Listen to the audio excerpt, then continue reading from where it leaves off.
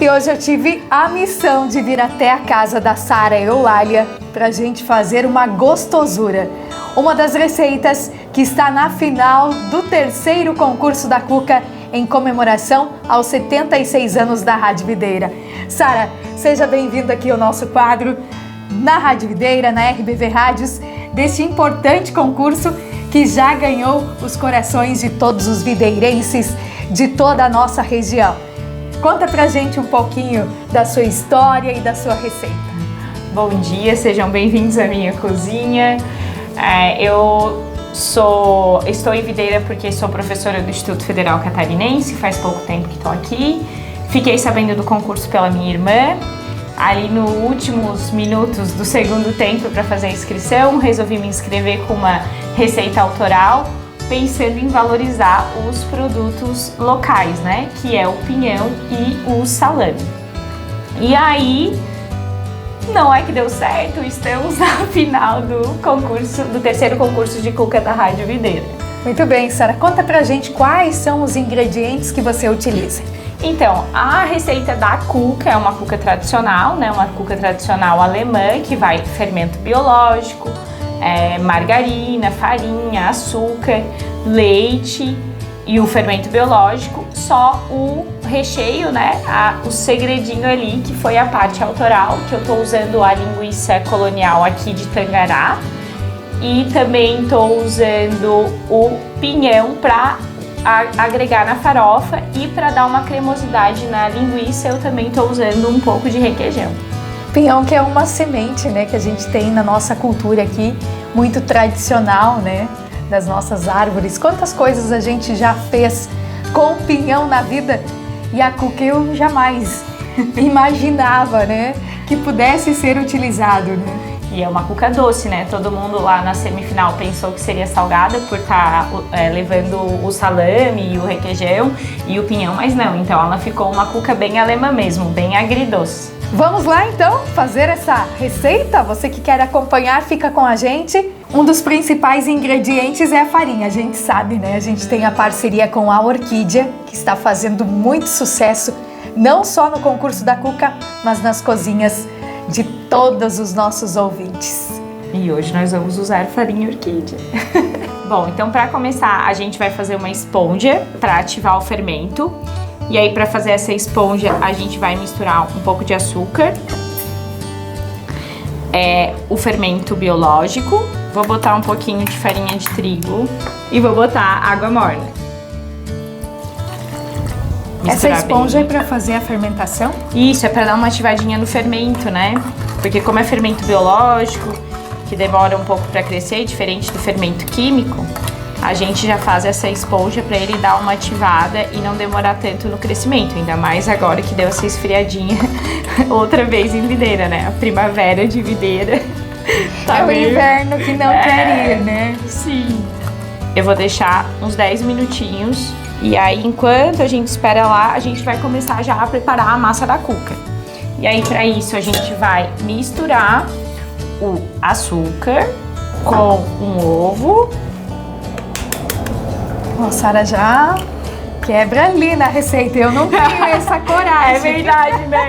Mas eu sempre faço isso. Tudo na mão, não tem nada de batedeira, liquidificador, nada. Eu me inscrevi pro concurso de cuca, mas nem forno eu tenho, né?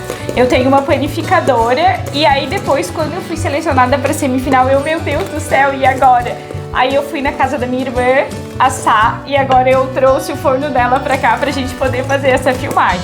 E aí também, é tudo na mão, não tem batedeira, não tem nada. E a Amanda tá lá na torcida, né? Ela também participou, né, da semifinal e agora ela vai estar lá na torcida sábado. Bom, depois eu venho com a manteiga ou margarina. Normalmente eu tiro da geladeira, assim, não tenho muito com isso, assim. A cozinha, na verdade, é uma fuga. Eu cozinho desde os 10 anos, desde quando a minha irmã nasceu. Eu acho que foi meio assim pra... Não sei se eu queria chamar a atenção dos meus pais, porque agora tinha uma pequenininha em casa. E sempre gostei, minhas avós, tanto do lado da minha mãe como do lado do meu pai, cozinham. E eu sempre gostei, assim, e eu uso como fuga. É uma coisa que me faz bem. Cozinhar me faz bem. Quando eu não tô muito bem, eu cozinho. E também, além de ser uma fuga, é uma linguagem de amor. Para aquelas pessoas assim que às vezes eu não consigo expressar de fato o meu sentimento, eu convido para comer. E aí eu faço. Uma receita especial. Bom, depois que eu mexi bem aqui, eu vou entrar com leite morno, é bem importante que seja morno. Como diz o Christian lá na oficina que a gente teve, né? Bons ingredientes, sai receitas boas. Você gostou da oficina? Amei. Nossa, eu disse pra minha irmã que já me sentia assim com uma baita premiação participar daquela oficina, assim. Eu não conheci ele ainda, como eu tô aqui em Videira há pouco tempo, não conheço as operações dele ainda, mas tô bem curiosa. E depois de saber a história dele, foi muito legal conhecer as colegas que estão participando. Foi bem enriquecedor, assim, achei bem legal mesmo da rádio oferecer essa oficina. Deu pra fazer um intercâmbio? Deu pra fazer. Trocar várias ideias, assim, com as meninas também que estão participando. E a participação na semifinal, como você se sentiu lá na disputa? Foi surpreso pra mim, porque na verdade a gente se inscreve, mas eu nem sabia a dimensão do concurso, assim. A gente chega lá, vê toda aquela estrutura, todo aquele pessoal, bastante gente aqui de Videira, né, das instituições, das empresas, e a camerata de Videira tocando. Nossa, eu me senti assim no MasterChef real, porque não esperava mesmo. Eu achei muito legal, foi muito gostoso. E depois a gente ficou lá trocando um papo com o pessoal que tava lá. Foi pra mim, que tô recente aqui, tá sendo muito bom, porque tô fazendo mais amizades. E também aonde eu trabalho, né, que é no Instituto Federal Catarinense, o pessoal tem abraçado bastante, assim, eu falei só para quem trabalha comigo ali no meu gabinete, que foram as pessoas que ficaram ali seguido provando até eu achar a receita ideal, né, porque é uma receita que eu inscrevi no concurso, mas eu nunca tinha feito de fato. Então, depois que foi chamado para semifinal, eu disse, agora eu preciso otimizar isso, né? E eles ficaram ali provando e dando as críticas e estão na torcida, então... E aí agora o pessoal começou a ver, né, sai ali no Instagram, os alunos começaram a ver, ai, professora, você tá no concurso, Então tem sido, assim, bem gostoso mesmo, porque eu tenho sentido bastante calor humano agora aqui, assim, coisa que eu tava meio estranhando. Muito bem, a gente fica muito feliz, né, com esse retorno das pessoas terem participado, se inscrito para o concurso. As pessoas que não foram selecionadas também, a gente tem um carinho imenso, a gente sabe que precisa haver regras, né, para a gente conseguir definir o concurso. Nossa, e é muito bom estar próximo do nosso ouvinte, né? Sim. Bom, agora eu já vou entrar aqui com o fermento. Ele já deu aquela crescidinha, né? A Araceli consegue ver aqui que ele já criou uma espuminha, né? De quem tá meio ativo. Vou colocar ele aqui na mistura de ovos, manteiga e açúcar. E depois eu vou começar a entrar com a farinha. E eu coloco primeiro metade da quantidade. Provavelmente depois as quantidades vão sair lá no site, né? E aí eu vou dando uma mexidinha aqui. E depois eu coloco o resto. E agora vai entrar a parte que uma batedeira faz falta. A mão ali. Agora a gente vai sovar a mão, como a nona fazia, né? E inclusive a minha avó que faz a receita, uma avó faz a receita de fermento de bolo, que é o fermento químico, né? Que foi a da minha irmã. E a outra avó faz a de fermento biológico, que é essa aqui. E essa hoje já não... E qual que é a diferença da massa na utilização de cada fermento? Então, a de fermento de bolo, a gente não precisa deixar esse tempo de crescimento, né? Porque ele já, devido a ser uma mistura de reagentes químicos ali, o crescimento, a liberação de gás carbônico já vai acontecendo de imediato. E a massa, ela fica mais densa, assim, né? Mais socadinha. O fermento biológico, como vai liberando o gás carbônico lentamente, né? Ela fica mais, a gente precisa dar esse tempo de crescimento, ela vai ficar um pouco mais alta, né? Mais cheia de alvéolo ali por conta do gás carbônico. Tem gente que gosta mais de fermento químico porque ela é um pouco mais úmida, né? A gente até consegue consumir 2, 3, 4 dias. A de fermento biológico, dependendo, 2 dias ela já tá aquele aspecto de seco, de pão, assim, né? Fica mais parecido com pão. Bom, agora que eu já homogeneizei bem, a gente tem que sovar por exatos 5 minutos. Eu vou marcar aqui pra não errar, pra ficar boa essa cuca. E agora é o braço que manda. E agora aqui, né, é só ir sovando. Tem gente que faz mais dura, a minha ela fica um pouco mais mole assim. Então ela tende a ficar mais úmida, não é uma massa que fica tão seca. Mas eu gosto desse ponto, eu não faço mais, não entro com mais farinha. Agora depois, quando vai sovando, ela vai ficando mais lisinha, né? Tempo esgotado, já deu 5 minutos, braço está cansado, mas a receita, olha, a massa tá maravilhosa, A cuca tá bem sovada.